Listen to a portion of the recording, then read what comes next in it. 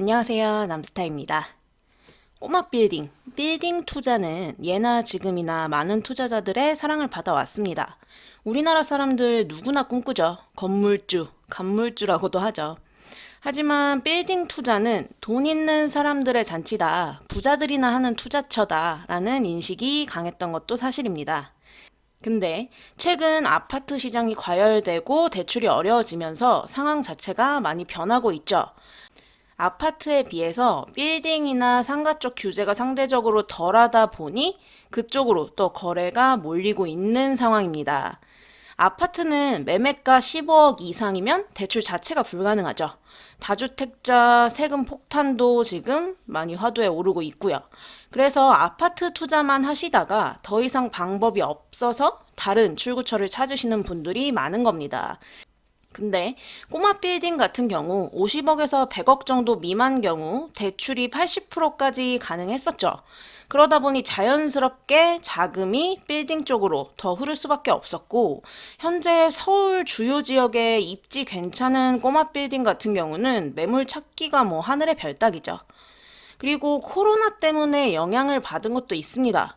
코로나 때문에 임차인들이 폐업하는 사례가 엄청나게 늘었죠. 그럼 상대적으로 공실이 많아졌기 때문에 수익률이 안 나오는 거 아니냐라고 생각을 하실 텐데요. 지금 같은 상황에서는 사실 빌딩 투자하실 때 수익률 따지시기보다는 입지의 가치를 보셔야 하는 상황입니다. 과거에 상가 임대차 보호법에 따라 임대인, 임차인 사이 갈등이 많아서 권리관계가 복잡해서 빌딩을 제값에 거래하지 못하는 사례들도 많았죠. 근데 폐업이 늘어나면서 권리관계가 복잡하지 않은 매물들이 늘어나게 됐고, 그에 따라서 오히려 매매가 수월해지는 사례들도 생겨난 겁니다. 여러 가지 복합적인 이유들 때문에 지금도 빌딩 투자 시장은 호황이라고 할 수 있죠. 연예인들 투자 관련 기사들도 심심치 않게 나오고 있죠. 최근에 대출 규제가 강화되면서 빌딩도 이제 끝물 아니냐 라는 얘기가 나오기도 했지만, 이번 규제가 빌딩 시장에 그리 큰 영향을 미칠 것으로 보이진 않습니다. 왜냐하면 기존 80%였던 거에서 10% 정도 조율이 된 거고, 대출 규모 줄어드는 게 폭이 크지 않은 겁니다. 그리고 아파트와 비교했을 때 대출 면에서 아직도 메리트가 있는 투자처이기 때문이죠. 또 이번 규제가 개인이 비주택 부동산을 투자할 때 적용되는 규제이다 보니까 법인 명의로 빌딩 투자하는 데에는 아직 바뀐 게 없죠. 그래서 서울 내에 빌딩 투자 문의하시는 분들도 상당히 많은데요. 대부분 빌딩은 무조건 강남이다 라고 생각하시는 분들이 많습니다. 맞죠? 강남 불패. 유동인구가 가장 많은 곳이니 입지 좋은 곳들의 빌딩 가치도 당연히 고공상승을 합니다. 강남이 빌딩 투자처로 좋다는 거 모르는 사람 대한민국에 없을 겁니다. 아마 앞으로도 강남 빌딩 투자의 수요는 꾸준할 거고요. 그렇다 보니 하루가 다르게 가치가 오르죠. 그 말은 결국 정말 큰 손 고객분들 아닌 이상 접근하기가 갈수록 어려워지고 있다는 얘기가 되죠. 더군다나 강남은 토지거래 허가구역으로 실수요 조건까지 갖춰야 하는 지역들이 대부분이고요. 그렇다면 좀 더 소규모 자본의 빌딩 투자자들은 강남 입성이 어려우니까 손을 놓고 있어야 될까요? 아니죠. 다른 전략을 짜야겠죠. 그래서 좀 더 저평가되어 있는 곳들 없나 하면서 또 투자처로 핫했던 곳들이 있죠. 대한민국 부동산 시장의 최대 호재, GTX죠. 그리고 이 GTX 라인 중에서도 거점 역할을 하게 될 트라이앵글 지역이 있습니다. 삼각형, 정확하게 보이시죠? 어딘가요?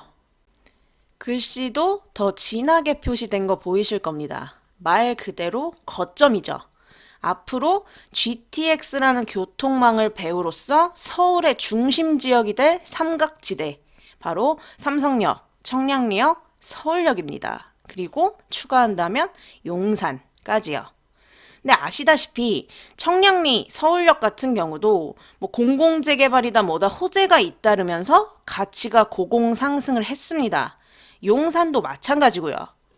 보통 고객분들이 요즘 어디가 핫하다, 거기 호재가 많다더라, 이런 얘기를 듣고 나서 그 지역 좀 알아봐야겠다라는 생각이 들어서 움직이실 때에는 사실 그 지역 투자 타이밍은 늦었다고 봐야 하는 경우가 많습니다.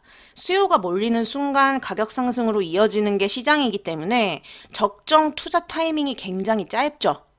빨리 움직이셔야 하는 겁니다. 서울역, 청량리, 용산 같은 곳들이 그런 경우죠. 지금 빌딩 투자는 사실 아까도 말씀드렸지만 수익률 따질 때는 아닙니다. 빌딩도 토지와 마찬가지로 입지 보고 들어가야 하는 시기죠. 항상 말씀드리지만 모든 부동산은 결국 입지, 빌딩도 결국 입지입니다. 수익률은 사실 대출이자 낼 수 있을 정도만 맞춰줘도 땡큐죠, 지금은.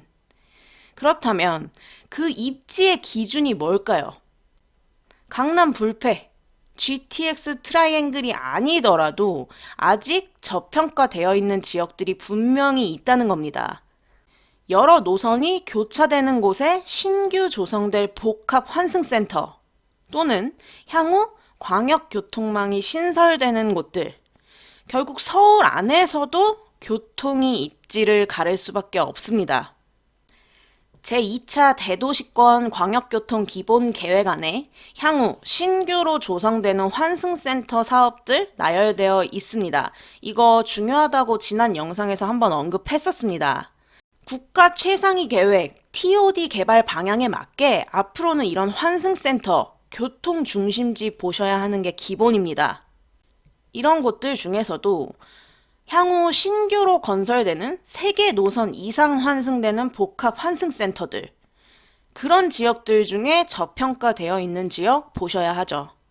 그리고 복합 환승센터 아니더라도 신규로 추가되는 광역교통망이 있는 곳에 저평가되어 있는 곳들도 분명히 아직 남아 있습니다. 그런 지역들의 투자 가치 있는 곳들을 분석해서 좋은 투자처 찾아봐 드리고 있는 게 제 일이고요. 빌딩이나 토지나 똑같습니다. 지금 가치보다 미래의 가치가 중요한 거고 결국 그 가치를 결정하는 게 입지죠. 가장 기본적인 내용인데 가장 중요한 내용이기도 해요. 가장 기본인데 그 기본을 놓치는 분들이 많은 거고요. 기본에 입각한 제대로 된 투자를 하셔야겠죠. 분명히 나의 자산을 불려줄 좋은 투자의 기회는 아직 남아 있습니다. 그런 상세한 입지들을 이런 영상을 통해서 공개적으로 다 말씀드릴 수가 없기 때문에 궁금하신 분들은 브리핑 들으러 오시면 될 것 같습니다. 오늘 영상 여기까지 하도록 하겠습니다. 남스타였습니다. 감사합니다.